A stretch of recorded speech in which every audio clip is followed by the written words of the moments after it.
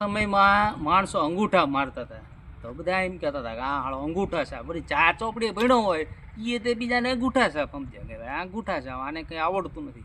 પછી ધીમે ધીમે વિજ્ઞાન આગળ વધ્યું, ભણતર આગળ વધ્યું, ગુજરાતી સહયોગ કરતા થયા, ગુજરાતીમાંથી હિન્દી થયા, ને વળી પાછું ઇંગ્લિશ આવ્યું.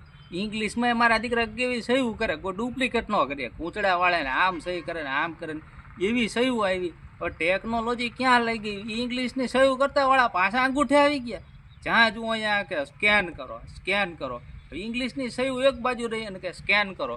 એટલે અત્યારે અંગૂઠાની ટેકનોલોજી થઈ ગઈ, સ્કેન કરવાની ટેકનોલોજી થઈ ગઈ, 100% સાચી. પણ મૂળ મુદ્દે જુઓ ને તો દોસ્તો આપણે ભૂતકાળમાં જ પાછા જઈ રહ્યા છીએ. આપણા વડવા ખોટા નહોતા કે ગાંડા નહોતા, આપણે કીધું હતા કે અંગૂઠા સાહેબ, પણ અંતે તો આપણે અંગૂઠા આવ્યા. એટલે ગઢિયા કહેતા તે સાચું હતું. એટલે ગઢિયા જે વડીલો આપણા કરી ગયા એ બધું સાચું છે, ને વડીલો કોઈ ખોટા નહોતા.